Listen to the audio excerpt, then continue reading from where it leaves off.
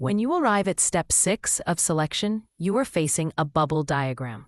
Here is an example of a complete bubble diagram. It can look a bit like this. In this case, you have only formulated one contradiction. So this contradiction is right in the center of your diagram. You do indeed have the contradictions here represented in the form of bubbles in a graph. How are the bubbles distributed on the graph? If you look closely, in the graph, you see bubbles that are more or less high on the y-axis, more or less distant on the x-axis, and with a more or less significant diameter.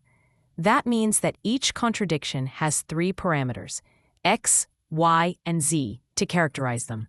The first parameter, on x, is the addition of the 2 importance factors that you are going to assign to each EP.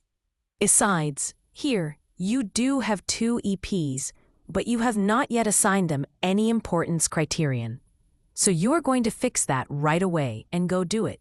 You return to Build, you go back to the Parameters tab, you view the parameters, and indeed, all the parameters remained with a weight of 1. So now, you're going to change the weight and arbitrarily say that the crushing rate of the material is more important than the ease of penetration. Because if you crush the material, you won't be able to take any blood at all, whereas even if the syringe is a bit difficult to insert, you'll still be able to make an injection. So you've assigned a slightly higher weight. You edit, you take a slider, and you set it to 8 for the crushing rate. Otherwise, it won't keep it. And for the ease of penetration of the syringe, you'll set it a bit lower than 8. You'll set it to 6. So you'll see the impact of that on your graph. Your contradiction has moved a little bit, and now it has a slightly higher value. You could also have assigned a value to the AP, and you'll do that right away. That is to say, come back here to your parameters. And for the flexibility of the vein material, is it an important lever that truly affects the crushing rate and the ease of penetration? You'll consider that yes, it's rather an important factor you have on the flexibility of the material. So if you assign a value to the flexibility of the material, it becomes even more important because it's a multiplying factor between the AP and the EPs. You return to your Select tab, and there you remember that the value on X is the addition of the 2 values you assigned to the 2 EPs, multiplied by a multiplying coefficient that results from the value you assigned to the AP. That gives you a value on X. On Y you have a value that depends on frequency, meaning, in the totality of the contradictions in your study, how many times does the same parameter appear, and you sum those 2 appearance frequencies. That gives you the value on Y. So if you take, for example, why is this contradiction higher on Y? It's because volume and solidity are 2 parameters that you find often elsewhere. So, with the higher frequency of these parameters, their presence in the totality of the contradictions makes the contradiction that contains one or more of these parameters rise on the y-axis. The diameter being the third value for assigning values to a contradiction. This is directly linked to the number of EPs impacted by the AP percentage of perfume.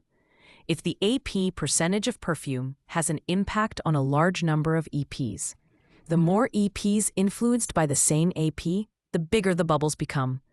So you have a set of bubbles that can become large from the moment the AP has an influence, an impact on a large number of EPs. When you look at a final chart like this one, the goal of having made a bubble diagram is to make a choice about which contradiction you will consider as priority to work on for resolution.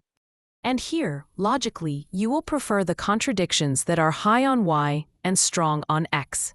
So here, for example, this one is strong on X, but not very good on Y. That one is the opposite. It is strong on Y. It is even the strongest on Y, but it is not strong on X. So you may not prioritize these 2 contradictions.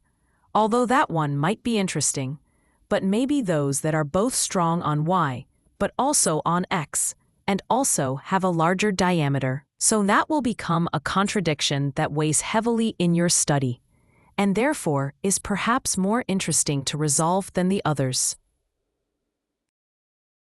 Once you have made this choice of contradictions that you consider the most interesting to resolve, you take charge of this contradiction and you validate it.